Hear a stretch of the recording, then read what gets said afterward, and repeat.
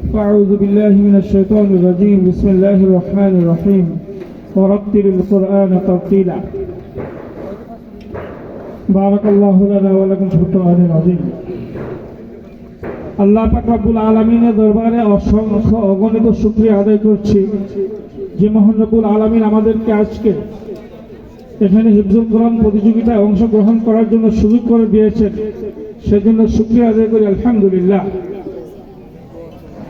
আজকে উপস্থিত প্রতিযোগী বন্ধুরা এবং প্রতিযোগীর অভিভাবক আসাতিজে কেরাম যারা আছেন, আপনাদের দৃষ্টিগোচরে কিছু কথা বলবো, আপনারা মনোযোগ দিয়ে শুনবেন।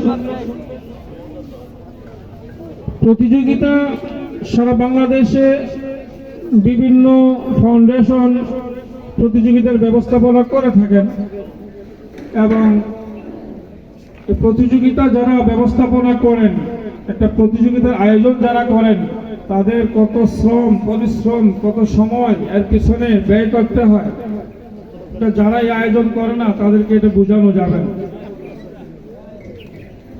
আমি যে কথাটা বলার জন্য এখানে উপস্থিত হয়েছি বা আসছি, এটা হলো প্রতিযোগিতায় প্রতিযোগীরা শুধু বিনা লুকমা তিলাওয়াত করলেই যে পুরস্কার পাবে বা প্রতিযোগিতায় উত্তীর্ণ হয়ে গেছে ওই কথাটা বলা যাবে না। বিনা লুকমা তিলাওয়াতের পাশাপাশি তাজবিদের একটা বিষয় থাকে, তাজবিদের নাম্বার থাকে। বিনা লুকমায় পড়লো ছেলেটা, কিন্তু তাজবিদ তার ভালো না থাকার কারণে তাজবিদের নাম্বার কম পাইলো। মোট নাম্বার হিসাব করে দেখা গেল কোরআনে বিনা লুকমায় পড়েছে, তাজবিদ ভালো থাক, সে 1 নম্বর হয়ে গেছে। কোরআনে বিনা লুকমায় পড়েছে, তাজবিদ তার ভালো না, সিরিয়ালে আসতে পারলো না।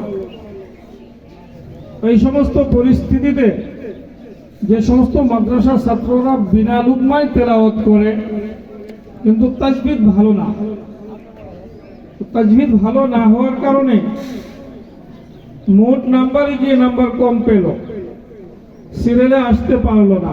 তখন ওই সমস্ত প্রতিষ্ঠান একটা বদনাম উঠে যে প্রতিযোগিতায় দুর্নীতি করেছে।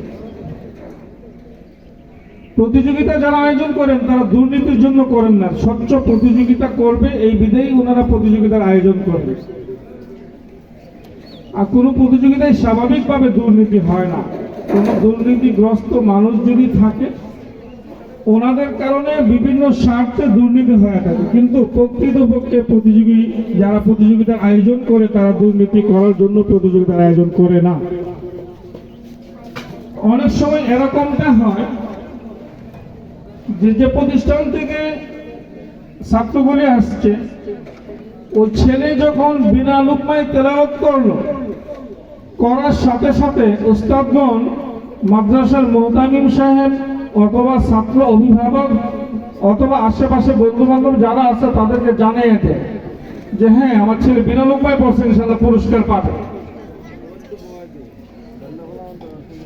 পরে যখন রেজাল্ট ঘোষণার সময় ওই ছেলেটা পুরস্কার পাইল না,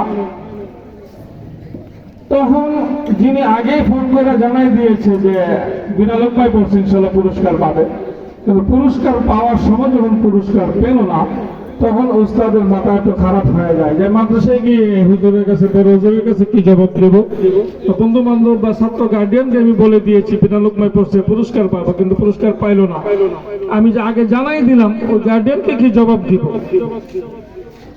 তখন আর কোনো উপায় অন্ত না পেয়ে প্রতিযোগিতার দুর্নাম ছড়ায় দেয় যে ওখানে দুর্নীতি করছে। আমার ছেলে বিনা লুকমায় পড়ছে, ওনাদের সাথে সম্পর্ক নেই, পরিচয় নেই, এই জন্য আমার ছেলেটাকে না দিয়ে যাদের সাথে পরিচয় সম্পর্ক আছে ওই ছেলেটাকে সিরিয়ালে নিয়ে পুরস্কার দিয়ে দিল। আসলে এটা কখনো হয় না। প্রতিযোগিতা যারা আয়োজন করে এই কাজটা ওনারা কখনো করে না। তো ইনশাআল্লাহ আজকের প্রতিযোগিতা থেকেও এই কাজটা হবে না। যারা পাওয়া তারাই পাবে, যারা ন্যায্য হকদার তারাই ইনশাআল্লাহ পাবে।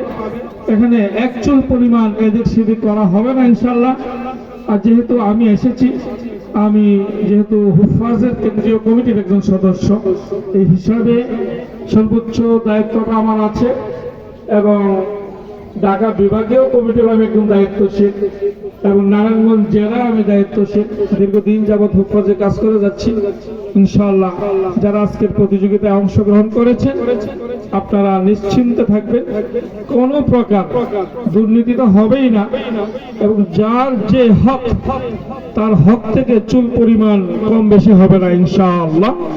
এই কথাগুলি বললাম, মনোযোগ সহকারে শুনবেন। আগেই উৎসাহিত হবেন না, প্রতিযোগিতার রেজাল্ট পাওয়ার পরে উৎসাহ আনন্দ করেন ইচ্ছা মতো, কোনো সমস্যা নেই। আল্লাহ হাফেজ, সবাইকে সহি বুঝ দান করুক, আমিন। ওয়া আখির দাওয়ানা আনিল হামদুলিল্লাহি রাব্বিল আলামিন।